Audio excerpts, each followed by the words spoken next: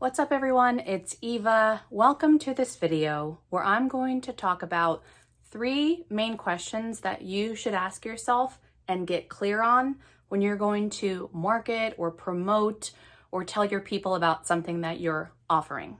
If you don't know me, my name's Eva Collins. I'm a yoga teacher, a health coach. I've been in the online marketing world for about the past 8 years and been in the spiritual, coachy, retreaty, self-helpy world for the past 20 years. A couple years ago, I started speaking up about the weird ass, crazy ass stuff that we are seeing in the online business coaching world, and I have been running my mouth over on the Instagram account, Why Don't You Say Something? So go check it out if you haven't, and if you want to see some snarky, funny comedy videos there. I also ran out of the stuff to fill in my eyebrows, so we'll see how this looks. Today, I want to talk about when you go to make something that you want to tell people to come to. We're going to call that marketing. When you go to write out in tippy-tappy type on a page and say, hey, come to my class, or come to your offering, or come to a retreat, a lot of times I'll go to a page, or I'll read an Instagram post, or I'll look at an email, and I have no idea what the person is talking about. Now, when we talk about marketing, it can get very creepy and shady and out there. But what I'm talking about today is simple basics, how to communicate clearly what it is that you have going on in a way that people can be like, I understand what this is, basic. I'm also gonna walk you through these 3 questions, highlighting and being aware of where some shady stuff can come in and how and why and where you don't want to do that. So I'm going to walk you through in a way that I think makes sense and feels really good and is very simple communication.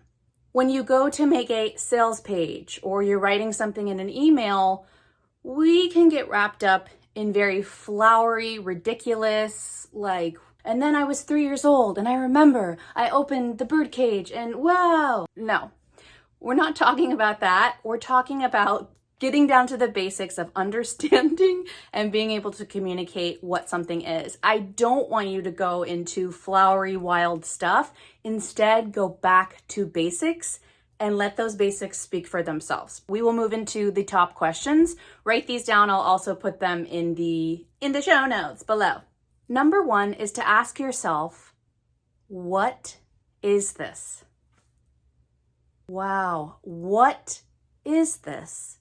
When you go to a sales page and you're like, I'm reading through and there's some stuff, but you don't know what it is. In the rest of this video, I'm going to use an example and we will walk through these questions with this example. So for example, let's say I'm teaching a yoga class on yoga for anxiety. Now, maybe it is a 6-week class where we're going to meet on Zoom.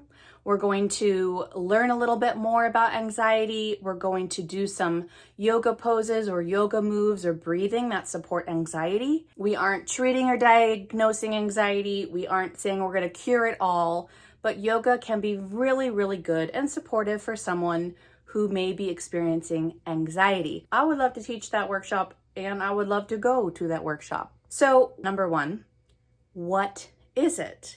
We would say, it is a 6-week Zoom class where we will do yoga that's going to support someone who may experience anxiety. So what is it? It's a 6-week class where you're going to meet on Zoom. We're going to read some stuff, learn some stuff, and then we're going to do yoga. Okay? That's what it is. The second question is, who is it for? Maybe if I'm a longtime yoga practitioner and I see this yoga for anxiety workshop, I might think, oh, well, maybe it's just all completely beginner stuff and it wouldn't be for me. Or let's say someone has never done yoga in their life. Is this class for them? Are they going to do things that are more basic and approachable and something they'd be able to do?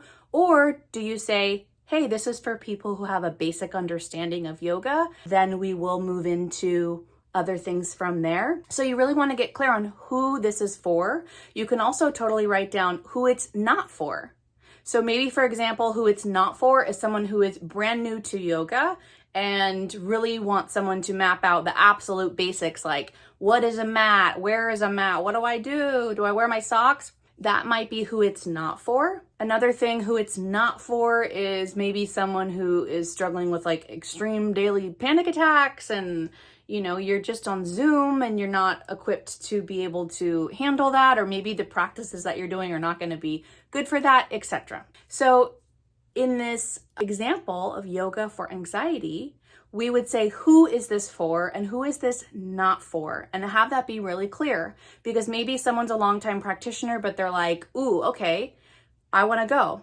Because you wrote, this is for anyone who is interested in this whatsoever, whether you're brand new to yoga or a really long time practitioner, all are welcome in this class. And the third question, and this is a very good one that I think the marketing world tends to teach in a bad way. You may have heard before, and I heard this a bajillion times, I was taught to do this from big people in the industry, is to ask yourself, what will they be, do, and have? And I actually want you to out the be. What will they be? And instead today, we're just going to answer the question of what will they do and what will they have? So for example, in what will they do, in our Yoga for Anxiety workshop that we made up, what will they do is meet on Zoom Wednesday nights, and they will do yoga for 60 minutes. What will they do is get on your mat and move your body. Okay, that's what they're doing. What will they have is recordings of the class. They will have a recording emailed to them or put in a portal in a site where they can access the classes. So they're going to have, at the end of this, 6 recordings of Yoga for Anxiety classes.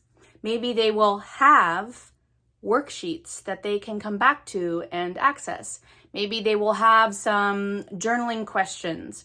Maybe they will have a toolkit of things that they can go to and use when they are feeling anxious or want to move around and feel better in their body. So that's what they're going to do, is meet on Zoom and do yoga. And then they'll have like recordings, a toolkit of things they can use, etc.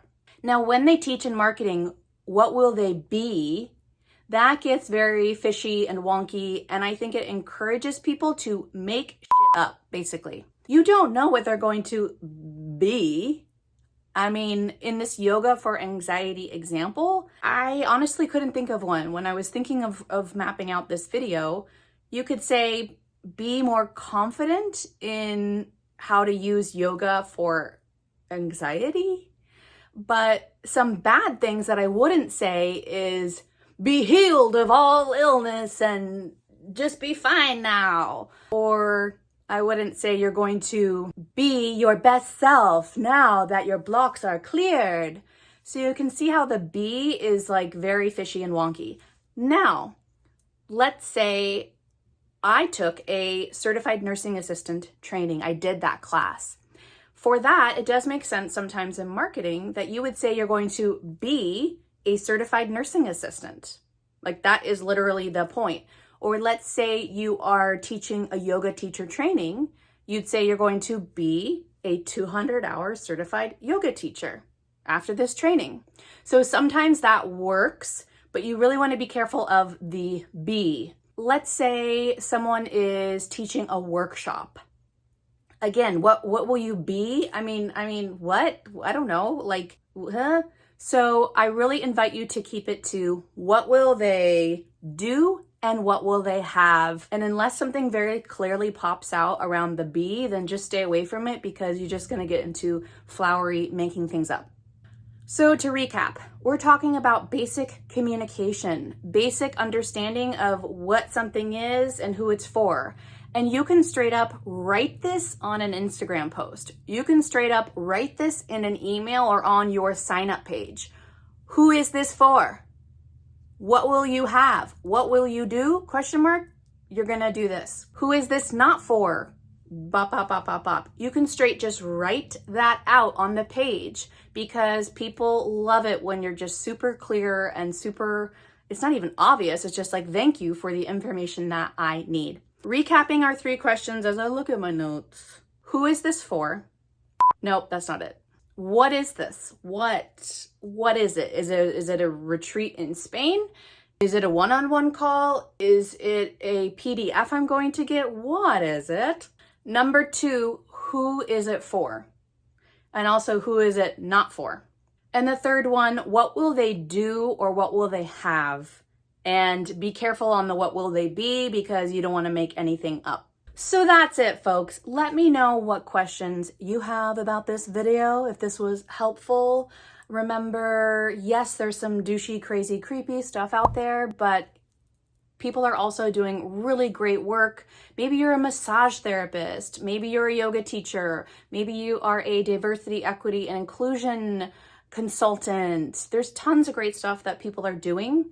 And you want to come back to these basics of marketing, of communication, to be able to tell people what it is, how they can sign up, the good stuff that you're offering. And you can still do that in a way that's not going to have people feel like, ugh, and they need to take a shower after whatever you just pitched them. I'll see you guys in the next video. Thanks for watching. Bye. I want to give a quick shout out and say a thank you to all of the people who are supporting over on Patreon.